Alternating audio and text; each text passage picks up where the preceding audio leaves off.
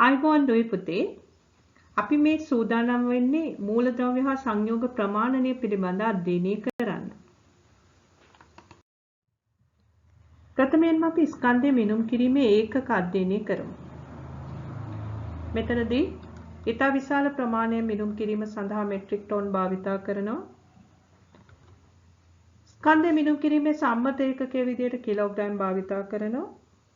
Kilogram වල උප එකක විදිහට ग्राम, मिलीग्राम, माइक्रोग्राम, नैनोग्राम, पिकोग्राम, फेम्टोग्राम, अटोग्राम භාවිතා කරනවා. මෙතන පුතේ සුවිශේෂයි විශාල ස්කන්ධ මනින්න මෙට්‍රික් ටෝන් පාවිච්චි කරනවා. සම්මත ඒකකයේ විදිහට කිලෝග්‍රෑම් භාවිතා කරනවා. ඉතා කුඩා ස්කන්ධ මිනුම් කිරීම සඳහා අටෝග්‍රෑම් භාවිතා කරනවා.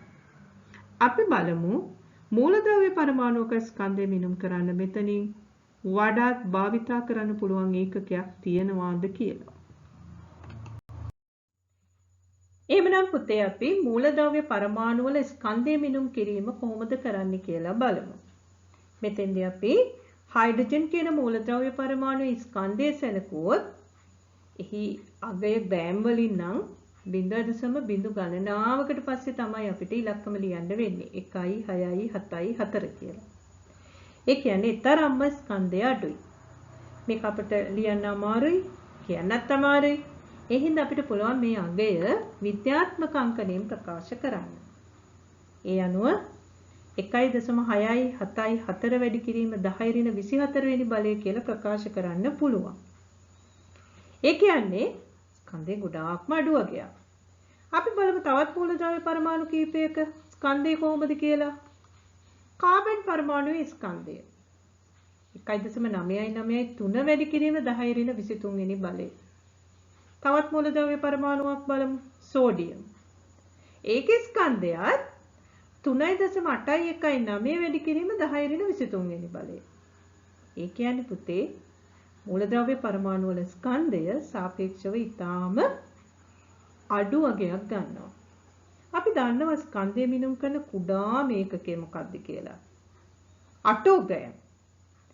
අටෝග්‍රෑම් කියන ඒකකයවත් පරමාණුක ස්කන්ධය ප්‍රකාශ කරන්න යෝග්‍ය නැහැ. එහෙමනම් පුතේ අපිට දැන් පේනවා ගණනය කිරීම සඳහා මේ අගයන් පාවිච්චි කරන එක අපිට හරිම දුෂ්කරයි.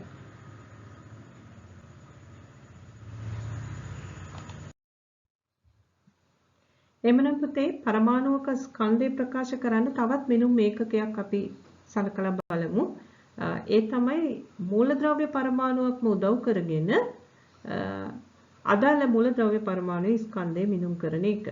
එතකොට මෙතෙන්දි වෙන්නේ එක් මූලද්‍රව්‍යයකට සාපේක්ෂව තවත් මූලද්‍රව්‍ය පරමාණුක ස්කන්ධය ප්‍රකාශ කරන එක. මෙතෙන්දි පුතේ අපි තෝරගන්නේ කාබන් 612 සමස්ථානික පරමාණු ස්කන්ධයෙන් 12න් එකේ අගය වගේ කී වාරයක්ද කියන එක. එහෙනම් ඒ සඳහා අපි භාවිතා කරනවා සාපේක්ෂ පරමාණුක ස්කන්ධ ඒකකය කියලා ඒ ලබා ගන්න අගයට. අපි නැවත වරක් බලුවොත් මූලද්‍රව්‍ය පරමාණුක ස්කන්ධය කාබන් 612 සමස්ථානිකයේ පරමාණුක ස්කන්ධයෙන් 12න් එකමින් කී වාරයක් වේද යන්න තමයි සාපේක්ෂ පරමාණුක ස්කන්ධය කියලා හඳුන්වන්නේ. මේක අපි පාඩම් කරගෙන තියාගන්න ඕනි එකක්. මේක වැදගත්. ඒ හින්දා මේක හොඳට මතකයේ තියාගන්න. අපි බලමු මේක කොහොමද හොයාගන්නේ කියලා. ඒකට අපිට මෙහෙම ප්‍රකාශනයක් භාවිතා කරන්න පුළුවන්. මූලද්‍රව්‍ය පරමාණුවේ ස්කන්ධය බෙදනවා කාබන් 612 සමස්ථානික පරමාණුක ස්කන්ධයෙන් 12න් එකෙන්. අන්න ඒකට තමයි කියන්නේ සාපේක්ෂ පරමාණුක ස්කන්ධය කියලා. මෙතන පුතේ ස්කන්ධ දෙකක් අතර අනුපාතයක්. ඒ කියන්නේ සාපේක්ෂ පරමාණුක ස්කන්ධයට ඒකකයක් ලැබෙන්නේ නැහැ. ඒකකයක් නොලැබෙන අගයක් විදිහට අපිට මේක සලකන්න පුළුවන්. හොඳයි. අපි ඊළඟට බලමු පරමාණුක ස්කන්ධ ඒකකය කියන්නේ මොකක්ද කියලා. පරමාණුක ස්කන්ධ ඒකකය අපිට හොයාගන්න ඕන නම් අපි දන්නවා ඒකේ කර තීරිය මොකක්ද කියලා. කාබන් 612 සමස්ථානික ස්කන්ධයෙන් 12න් එක. ඒකේ අපිට සංඛ්‍යාත්මක අගය හොයාගන්න පුළුවන්. අපි දන්නවා මීට කලින් කතා කරා කාබන් පරමාණුක ස්කන්ධයේ ග්‍රෑම් වලින් කොච්චරද කියලා. ඒ අනුව අපිට පුළුවන් ඒ අගේ 12න් බෙදලා පරමාණුක ස්කන්ධ ඒකකයේ ගණනය කරගන්න. කාබන් 612 පරමාණුයේ ස්කන්ධය 1.999 වැඩි කිරීම 10 ඍණ 23 වෙනි බලයේ තරම් ප්‍රමාණයක් ඒ අගේ 12න් බෙදනවා. එතකොට අපිට ලැබෙනවා පුතේ 1.66 වැඩි කිරීම 10 ඍණ 24 වෙනි බලයේ තරම් ප්‍රමාණයක්. මෙතෙන්දී අපි පරමාණු ස්කන්ධය ග්‍රෑම් වලින් ගත්තේ ඒ අනුව පරමාණුක ස්කන්ධ ඒකකයට ඒකකයක් ලැබෙනවා ග්‍රෑම් කියලා. මේක නම් පුතේ අපි මතක තියාගන්න ඕනි අගයක්. මේ අගය අපිට පාඩම් කරලා මතක තියාගත්තට කමක් නැහැ. එහෙනම් ඒක මතක තියාගන්න උත්සාහ කරන්න. හොඳයි පුතේ. එහෙනම් අපි ඊළඟට ඔය අපි දන්න දේ ගණනය කිරීමක් සඳහා භාවිතා කරලා බලමු. අපි අදාළ මූලද්‍රව්‍යයක සාපේක්ෂ පරමාණුක ස්කන්ධයේ ගණනය කිරීම කරලා බලමු. සෝඩියම් මූලද්‍රව්‍ය පරමාණුවේ ස්කන්ධය ග්‍රෑම් 3.819 වැඩි කිරීම 10 ඍණ 23 වෙනි බලය තරම් ප්‍රමාණයක්. පරමාණුක ස්කන්ධ ඒකකයගේ ග්‍රෑම් 1.66 වැඩි කිරීම 10 ඍණ 24 වෙනි බලය තරම් ප්‍රමාණයක්. ඔයාගෙන් දෙක දීලා අපෙන් අහනවා සාපේක්ෂ පරමාණුක ස්කන්ධය කීයද කියලා. සෝඩියම් වල සාපේක්ෂ පරමාණුක ස්කන්ධය. බලමු අපි මේ ගාන හදලා. අපි දන්නවනේ දැන් හදන විදිය. සෝඩියම් මූලද්‍රව්‍ය පරමාණුවේ සාපේක්ෂ පරමාණුක ස්කන්ධය සමානයි සෝඩියම් පරමාණුවේ ස්කන්ධය බෙදීම පරමාණුක ස්කන්ධ ඒකකය. සෝඩියම් පරමාණු ස්කන්ධය කීයද කියලා අපිට සපයලා තියෙනවා 3.819 වැඩි කිරීම 10 ඍණ 23 කියලා ඒකකයක් සමග පරමාණුක ස්කන්ධ ඒකකයගේත් අපිට ලබා දීලා තියෙනවා 1.66 වැඩි කිරීම 10 ඍණ 24යි ග්‍රෑම් කියලා. මේ අගේ සුළු කරාට පස්සේ අපිට අවසාන වශයෙන් පිළිතුරක් ලැබෙනවා 23යි කියලා. එහෙනම් ඔන්න අපි අර ඉතා විශාල ඉලක්කම් වලින් කරපු හරබෙන් පස්සේ මූලද්‍රව්‍යයට සාපේක්ෂ පරමාණුක ස්කන්ධ ඒකකයක් නැතුව සංඛ්‍යාත්මක අගයක් ලැබෙනවා පූර්ණ සංඛ්‍යාවකින්. මේ වගුවෙන් පෙන්නලා තියෙන පුතේ මූලද්‍රව්‍ය පරමාණු වල සාපේක්ෂ පරමාණුක ස්කන්ධයන් ටික. මෙතෙන්දී අපි පරමාණු ක්‍රමාංක 11 වෙන සෝඩියම් මූලද්‍රව්‍ය ගත්තොත් ඒක තමයි අපි ඉස්සෙල්ලා ගණනය කරේ. එතන එනවා සාපේක්ෂ පරමාණුක ස්කන්ධය 23යි කියලා. එහෙනම් මේ සාපේක්ෂ පරමාණුක ස්කන්ධයන් ඔය වගේ අපි ගණනය කර කර මහන්සි වෙන්න ඕනේ නැහැ. ඔතෙන්දී අපි කරලා බැලුවේ ගණනය කරන්නේ කොහොමද කියලා. අපිට රසායන විද්‍යාවේ කිසියම් ගණනය කිරීමක් ආවොත් මේ සාපේක්ෂ පරමාණුක ස්කන්ධ අගයන් ලබා දෙනවා. එතකොට අපිට කාර්යය පහසුයි. හොඳයි පුතේ අපි ඔය කතා කරේ මූලද්‍රව්‍ය පරමාණු ගැනනේ. ඊළඟට මූලද්‍රව්‍ය පරමාණු දෙකක් හෝ කීපයක් එකට එකතු වෙලා හැදෙන අණු වල ස්කන්ධය කොහොමද ප්‍රකාශ කරන්නේ කියලා ඊළඟට බලමු. අපි දන්නවා සමාන මූලද්‍රව්‍ය පරමාණු එකතු වෙලා අණු හැදෙනවා. එකිනෙකට වෙනස් වූ මූලද්‍රව්‍ය පරමාණු එකතු වෙලා අණු හැදෙනවා. ඒවට උදාහරණ කීපයක් තමයි මම මේ ඔයාලට බලන්න අවස්ථාව දීලා තියෙන්නේ. නයිට්‍රජන් අණුව, ඔක්සිජන් අණුව, කාබන් ඩයොක්සයිඩ් අණුව, ජල අණුව, සල්ෆියුරික් ආම්ල අණුව, ග්ලූකෝස් අණුව. එහෙමනම් මේවායෙත් අපිට හොයන්න වෙනවා පුතේ අණුවක ස්කන්ධය. අපි බලමු මේ කොහොමද හොයන්නේ කියලා. අපි ඔක හඳුන්වනවා සාපේක්ෂ අණුක ස්කන්ධය කියලා. එතකොට සාපේක්ෂ අණුක ස්කන්ධය හොයන්නත් පාවිච්චි කරන්නේ ඉස්සලා වගේම මූලද්‍රව්‍ය හෝ සංයෝග අණුවක ස්කන්ධය බෙදන්න ඕන කාබන් 612 සමස්ථානික පරමාණු ස්කන්ධයෙන් 12න් එකයි. ඒ ලැබෙන අගයට කියනවා සාපේක්ෂ අණුක ස්කන්ධය කියලා. එහෙමනම් අපිට පුළුවන් දැන් කාබන් ඩයොක්සයිඩ් අණුවක ස්කන්ධය හොයන්න. කොහොමද අපි කාබන් ඩයොක්සයිඩ් අණුවක සාපේක්ෂ අණුක ස්කන්ධය හොයන්නේ? අපිට දීලා තියෙනවා කාබන් ඩයොක්සයිඩ් අණුවේ ස්කන්ධය නම් ග්‍රෑම් 7.31 වැඩි කිරීම 10 ඍණ 23 වෙනි බලය තරම් ප්‍රමාණයක් කියලා. සාපේක්ෂ අණුක ස්කන්ධය හොයන්න අපිට කාබන් 612 සමස්ථානිකයේ ස්කන්ධයේ මතකයේ තියෙන්න ඕනේ. මම එකවරක් කිව්වා ඔයාලට මතක ඇති. ඒ අගේ මතක තියනවා නම් අපි බලමු දැන් ඒ අගයත් අරගෙන කොහොමද අණුක ස්කන්ධය හොයන්නේ කියලා. කාබන් ඩයොක්සයිඩ් අණුවේ ස්කන්ධය බෙදන්න ඕන කාබන් 612 සමස්ථානික ස්කන්ධයෙන් 12න් එකේ. අපිට ඒ අගය දීලා නැහැ. දීලා තියෙන්නේ කාබන් ඩයොක්සයිඩ් අණුවේ ස්කන්ධය විතරයි. ඒ අගය අපි ආදේශ කරා මතකයෙන් ආදේශ කරා කාබන් 612 සමස්ථානික ස්කන්ධයෙන් 12න් එක. මෙතන හැබැයි සුළු කරලා ගත්ත වගේ නෙවෙයි ආදේශ කරේ. ස්කන්ධයෙන් 12න් එක කෙලින්ම. එහෙම සුළු කරන්න අවස්ථාවක් එනවා. අපිට එතකොට ගණිත සුළු කිරීම වලට ඒ තරම් අපහසුාවක් නැහැ. ලේසියෙන් කරගන්න පුළුවන්. සුළු කරාම අවසාන වශයෙන් අපිට පිළිතුර විදිහට ලැබෙනවා 44. ඒ කියන්නේ පුතේ ඉස්සලා කිව්වා වගේම පූර්ණ සංඛ්‍යාවක් ලැබෙනවා. මෙතෙන්දිත් අපි දැන් ගණනය කිරීම කරේ අණුවේ ස්කන්ධය කාබන් 612 සමස්ථානික ස්කන්ධයෙන් බෙදලා. ඔය එක ක්‍රමයක්. මේ අගය ලබා ගන්න එක එක්තරා ක්‍රමවේදයක්. මීට වඩා තව පහසු ක්‍රම තියෙනවා. ඒ මොනවද කියලා අපි ඊළඟට බලමු. එහෙමනම් දැන් ඊළඟට සංයෝගයක සාපේක්ෂ අනුපස්කන්ධය ගණනය කරමු.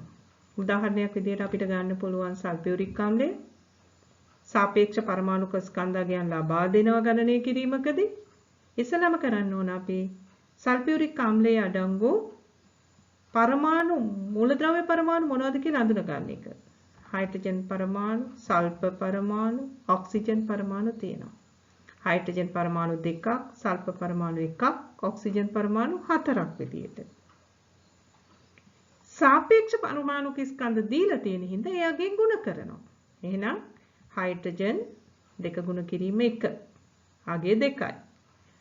ඊළඟට සල්ෆර් පරමාණු 1යි තියෙන්නේ. සාපේක්ෂ පරමාණුක ස්කන්ධය 32යි ගුණ කරාම 32යි. ඔක්සිජන් පරමාණු 4ක් තියෙනවා. සාපේක්ෂ පරමාණුක ස්කන්ධය 16යි ගුණ කරාම 64ක් එනවා. ඒ අනුව සල්ෆියුරික් වල සාපේක්ෂ අණුක ස්කන්ධය වෙනවා මේ අගයන්ගේ එකතුව 98යි. අර ගණනය කිරීමට වඩා මේක හරිම ලේසි මේ ක්‍රමය. මේක තවත් විවිධ ක්‍රමවලට ලියා ගන්න පුළුවන්. ලියන ක්‍රමය කොහොම වුණත් ගණනය කිරීම සම්මතයක් විදියට එක විදියයි අනුගමනය කරන්න තියෙන්නේ. අවසානයේ ලැබෙන පිළිතුර එකම අගයක් වෙනවා. ක්‍රමවේදය වෙනස් වුණාට. මෙතන ලැබුණා සල්ෆියුරික් වල සාපේක්ෂ අණුක ස්කන්ධය 98ක් විදියට. සමහර සංයෝග තියෙනවා පුතේ අයන එකතු වෙලා හැදුණා. එතකොට ඒවායේ අණුක ස්කන්ධය කියලා අපිට කතා කරන්න බෑ. එතෙන්දී අපි කතා කරන්නේ සාපේක්ෂ සූත්‍ර ස්කන්ධය. එහෙම නැත්නම් සූත්‍ර ස්කන්ධය කියලා. දැන් උදාහරණයක් විදිහට ගත්තොත් සෝඩියම් ක්ලෝරයිඩ් අයනික සංයෝගයක්. අයනික සංයෝගයක තියෙන්නේ ධනායන සහ ඍණායන එකතු වෙලා හැදුණු සංයෝගයක්. එතකොට ඒක අණුවක් නෙවෙයි. අයනික දැලිස් විදිහට පවතින්නේ. මේ තියෙන්නේ සෝඩියම් ක්ලෝරයිඩ් අයනික දැලිස. සෝඩියම් අයන සහ ක්ලෝරින් අයන. ඔන්න පවතින විදිය. සෝඩියම් ක්ලෝරේට්. කොපර් සල්ෆේට් කියන්නේ අයනික දැලිස් රූපයට පවතින ආකාරය. එහෙනම් පුතේ මේවායේ සාපේක්ෂ සූත්‍ර ස්කන්ධය අපිට ගණනය කරන්න වෙනවා. එතෙන්දී අණුක ස්කන්ධය විදිහට සලකලා බලන්නේ සූත්‍රයට අදාළ වෙන ස්කන්ධය. සූත්‍ර ස්කන්ධය ගණනය කරලා බලමු අපි. අපිට තෝරගන්න පුළුවන් කැල්සියම් කාබනේට් සාපේක්ෂ පරමාණුක ස්කන්ධ සපයනවා. කැල්සියම් කාබනේට් තුල අඩංගු වෙනවා කැල්සියම්, කාබන්, ඔක්සිජන් කියන මූලද්‍රව්‍ය පරමාණු. කැල්සියම් පරමාණු 1ක්, කාබන් පරමාණු 1ක්, ඔක්සිජන් පරමාණු 3ක් තියෙනවා. අපි සාපේක්ෂ පරමාණුක ස්කන්ධයෙන් වෙන වෙනම මූලද්‍රව්‍ය පරමාණු වල තියෙන පරමාණු සංඛ්‍යා ගුණ කරනවා. කැල්සියම් 40යි, කාබන් 12යි, ඔක්සිජන් 16යි. අපිට ගුණ කරාම වෙන වෙනම අගයන් ලැබෙනවා 40, කාබන් 12, ඔක්සිජන් 48. මේ සියල්ලේම එකතුව. ඒ කියන්නේ සූත්‍ර ස්කන්ධය 100යි. එහෙනම් දැන් ඔයාලා සූත්‍ර ස්කන්ධය ගණනය කිරීමත් සරලවම කරගන්න විදිය දන්නවා. ඕනෙම මූලද්‍රව්‍යයක සාපේක්ෂ පරමාණුක ස්කන්ධයට සමාන ස්කන්ධයක් ග්‍රෑම් වලින් ලබා ගත්තොත් එතන තියෙන පරමාණු සංඛ්‍යාව නියතයක්. ඔයාගේට කියනවා පුතේ පරමාණු 6.02 වැඩි කිරීම 1023 වෙනි බලය තරම් වූ ප්‍රමාණයක් කියලා. හොයාගත්තේ ඇවගාඩ්‍රෝ කියන විද්‍යාඥයා. ඒ නිසා මේ අගය ඇවගාඩ්‍රෝ නියතයේ විදිහට හඳුන්වනවා.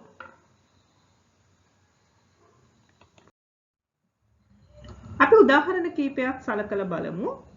පරමාණු 6.02 වැඩි කිරීම 1023 වෙනි බලය තරම් වූ පරමාණු තියෙන මූලද්‍රව්‍ය මොනවද කියලා.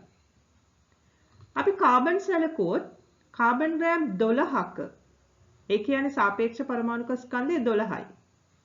ග්‍රෑම් වලින් කියලා ගත්තොත් එතන අන්තර්ගතයි පරමාණු ඇවගාඩ්‍රෝ සංඛ්‍යාව.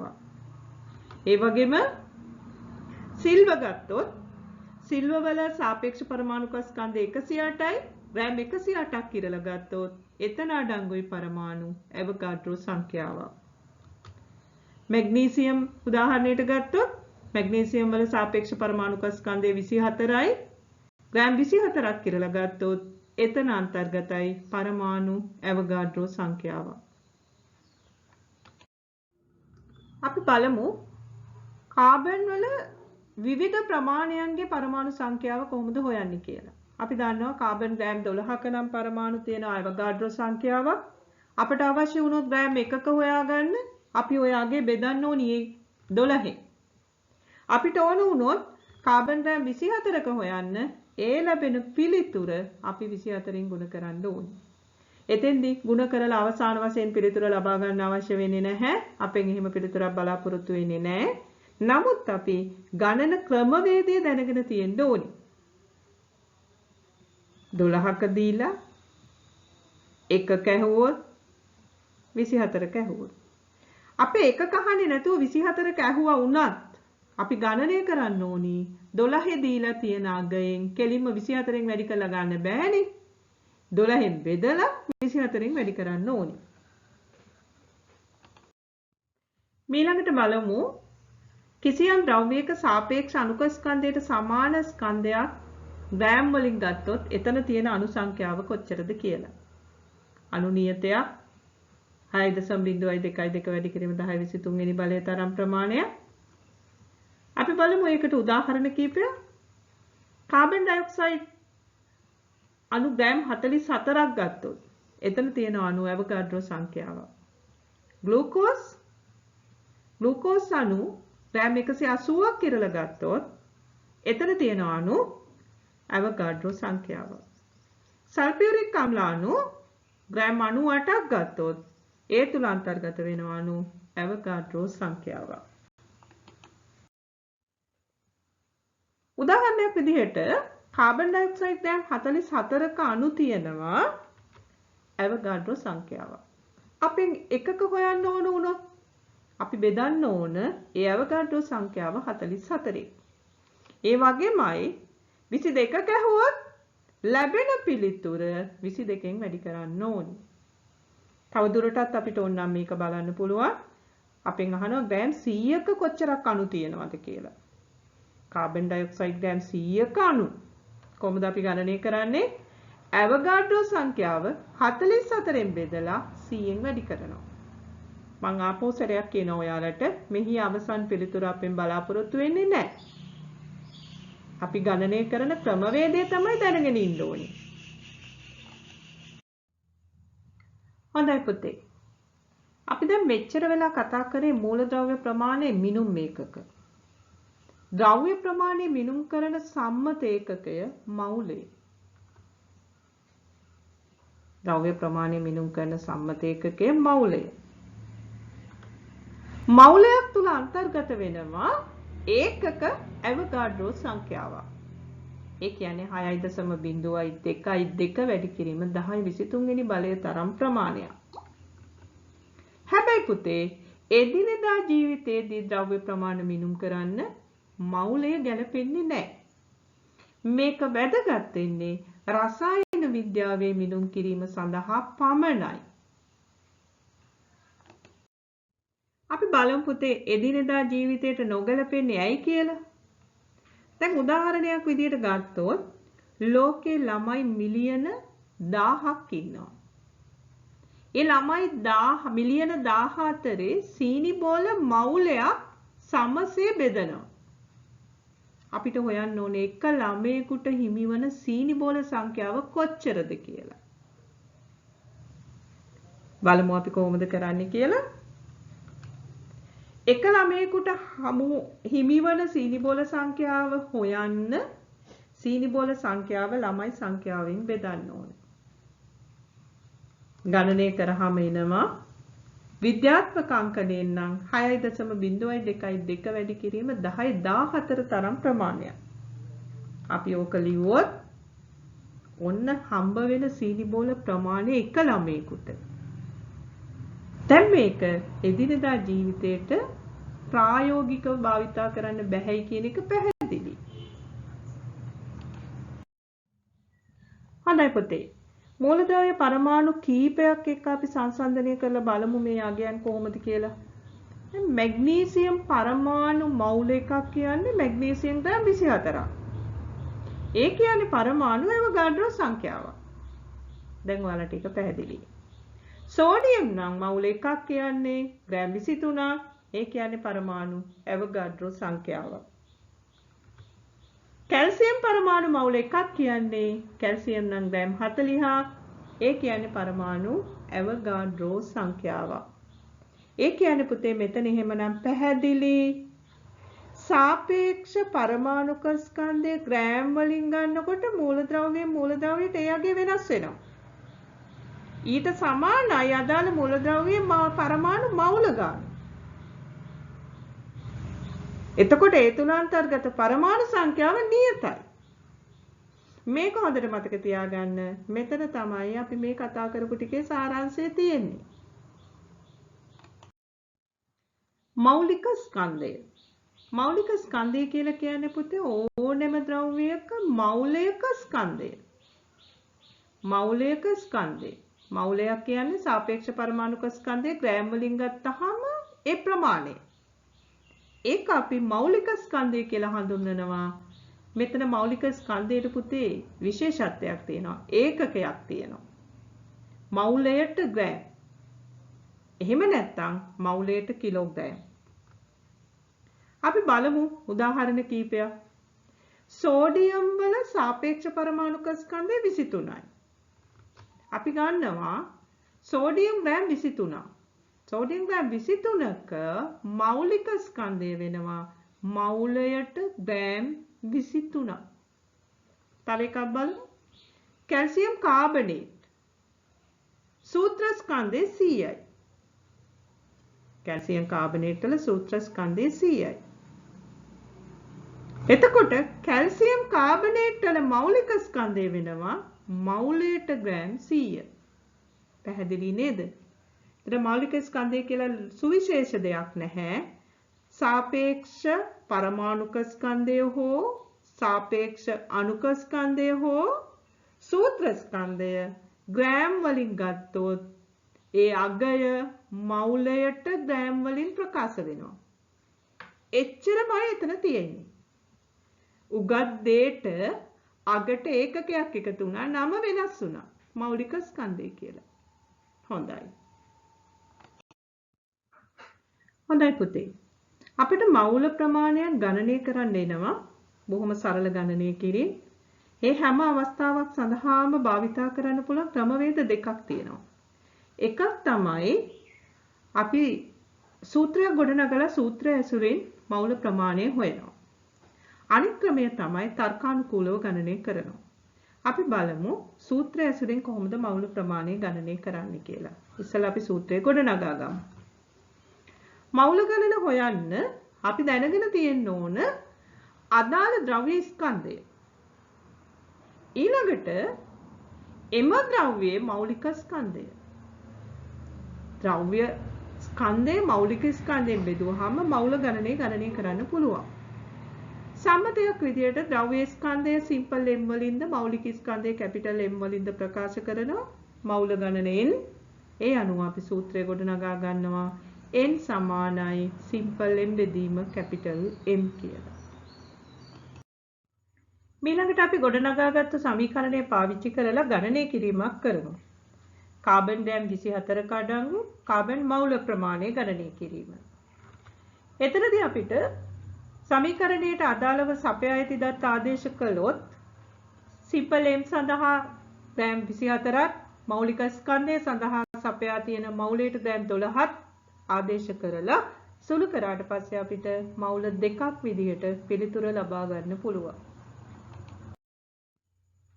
ඒ ගණනය කිරීමම පුතේ සූත්‍රය පාවිච්චි නොකර තර්කානුකූලව ගණනය කිරීම කරන්න පුළුවන්. එහෙම ගණනය කළොත් අපි කාබන් ග්‍රෑම් 12ක ඒ කියන්නේ සාපේක්ෂ පරමාණු ස්කන්ධයේ ග්‍රෑම් වලින් ගත්තොත් ඒ තුල අඩංගු කාබන් ප්‍රමාණය දන්නවා මවුල 1යි කියලා. අපෙන් අහන්නේ කාබන් ග්‍රෑම් 24ක අඩංගු කාබන් ප්‍රමාණය කොච්චරද කියලා. එතකොට 12කගේ 1යි නම් 24ක හොයන්නේ 1 බෙදීම 12 වැඩි කිරීම 24 කියන ගණනය කිරීම ක්‍රමවේදයේ යටතේ අපිට පිළිතුර අවසාන වශයෙන් ලැබෙනවා මවුල දෙකක් විදිහට. එහෙනම් දුවේ පුතේ කාබන් වල මවුල ප්‍රමාණය කාබන් ග්‍රෑම් 24ක තියෙන මවුල ප්‍රමාණය මවුල 2යි. අපි ලබාගත්තු පිළිතුරු දෙකම සමානයි. සූත්‍රය භාවිත කිරීම සහ තර්කානුකූල ගණනය කිරීම. එහෙමනම් දැන් ඔයාලට දැනෙනවා මේ පාඩමේ ආරම්භයේ ඉඳන් අවසානය දක්වා ගලාගෙන ආපු ක්‍රමවේදය අනුව රසායන විද්‍යාව හරිම පහසුයි. මවුලයේ පාඩම හරිම පහසුයි. අපි එහෙමනම් පුතේ මේ වීඩියෝව නරඹලා මේ පාඩම හොඳින් අධ්‍යයනය කරලා තවදුරටත් මේ පාඩම ආශ්‍රිතව යම් ගැටලුවක් තියෙනවා නම් ඒක විසඳා ගනිමු. එහෙමනම් දුවේ පුතේ තවත් මේ වගේම වැඩසටහනකින් සම්බන්ධ වෙන බලාපොරොත්තුෙන් අපි නිහඬ වෙනවා. බොහොමත්ම ස්තුතියි.